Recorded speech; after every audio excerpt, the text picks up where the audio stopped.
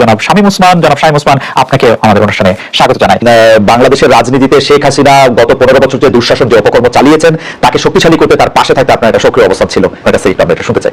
ভারতে পলাতক আছেন মাননীয় প্রধানমন্ত্রী শেখ হাসিনা, এবং আমি বিষয়টাকে আগের থেকে আজ করছিলাম যে কিছুটা ঘটনা ঘটতে পারে। আমি এই কথাটি এরা প্রমাণ করতে চাই না যে ওনারা করেছেন দেখে আমাকে করতে হবে, এটা আমি করতে এই যে আমি বলতে চাই না। আমাকে দলের থেকে জানানো হয়, সরকার প্রধান থেকে প্রধানমন্ত্রী জানান যে আমার উপরে হামলা হবে। ইট ইজ ট্রু যে আমাকে দেশে যেতে হয়েছে, এবং আমি যে দেশে গেছি সেটা জাতির পিতার কন্যা মাননীয় প্রধানমন্ত্রীর একবার না কয়েকবারের নির্দেশের পরিপ্রেক্ষিতে।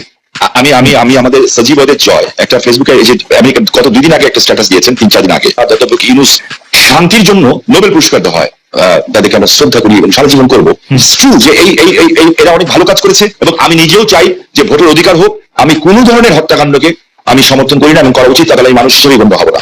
আমরা কিছু নেগেটিভ কথা বলবো, পজিটিভ কথা বলবো না। 800 কোটি মানুষ যদি চায় একজন মৃত মানুষকে জাগিয়ে তুলবে, তা তো জাগিয়ে তুলতে পারবে না, তাই না?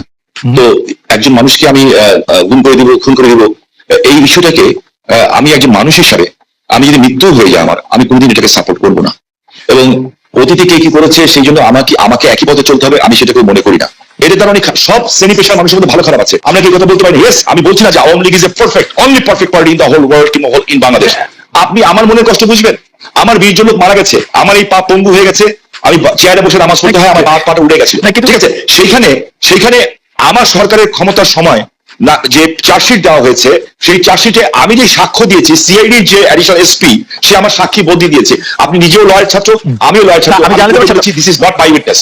আমি চাই না যে একটা ছাত্র সারা বছর লেখাপড়া করলো, সেও পরীক্ষায় পাস করলো, আরেকজন পড়ালেখা করলো না, সেও পাস করলো, এটা আমি চাই না।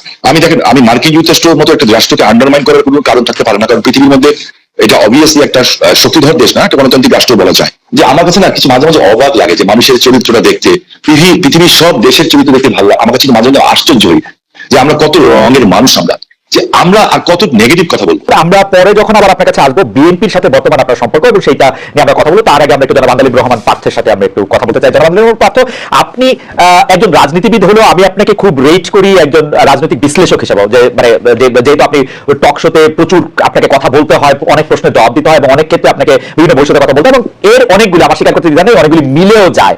আমি এই জন্য আপনাকে একটু ফরওয়ার্ড লুকিং প্রশ্ন করতে চাই যে গত কয়েক বছর ধরে জনাব তারেক রহমানই আসলে বিএনপির হাল ধরে আছেন। বেগম খালেদা জিয়া চিকিৎসার জন্য লন্ডন গেলেন, শেখ হাসিনা জনরোষে বাংলাদেশ থেকে বিতাড়িত।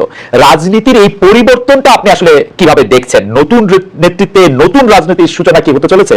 বিশেষ করে 90-এর পর যদি আমরা আওয়ামী লীগ ও বিএনপির শাসনকাল যদি বিশ্লেষণ করি, সরকারে বা ক্ষমতায় এলে মানে এটা একটা এই প্রশ্ন বারবার হচ্ছে যে তারা যে গণতান্ত্রিক থাকবেন, কর্তৃত্ববাদী হবেন না, সেরকম কি মনে হচ্ছে? মানে এই নেতৃত্বে যারা আছেন, এটা তো অবশ্যই ঠিক, জনাব তারেক রহমানই আসলে 20-22 বছর ধরে অন্ততপক্ষে দলের ডেপুটির হালটি ধরে আছেন, কিন্তু মানে এই নেতৃত্বের ক্ষেত্রে কোনো পরিবর্তন আসছে?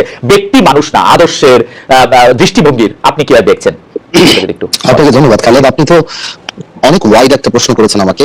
আমি একটু ব্যাকগ্রাউন্ডে যাব। দেখুন, আপনি সমষ্টিগতভাবে যদি বাংলাদেশের রাজনীতির অবস্থা দেখেন, গত 17 বছরে যে একটা ভীতির সংস্কার, ভীতির একটা সংস্কৃতি আমাদের রাজনীতিতে ছিল, যার কারণে 17 বছর কিংবা 20 বছরে ভালো মানুষগুলি রাজনীতি থেকে দূরে সরে যায়। এই কারণে অফকোর্স একটা ভ্যাকুয়াম সৃষ্টি হয় রাজনীতিতে, কারণ 17 বছর আপনি জানেন যে কোনো রাজনীতি করতে গেলেই একটা গুম খুনের একটা ধারণা ছিল, বা মানুষ রাজনীতিবিদদের উপরে কেন জানি বলবো না, মানুষের যথেষ্ট রিজন ছিল রাজনীতিবিদদের থেকে দূরে সরে যাওয়া। এবং বলে না যে জোকাররা যখন পার্লামেন্টে যায় তখন জোকাররা মেম্বার অফ পার্লামেন্ট না, পার্লামেন্টটা সার্কাস হয়ে যায়। গত 3টা বছর তিনটা টার্ম অনেকটা এরকমই একটা অবস্থান ছিল।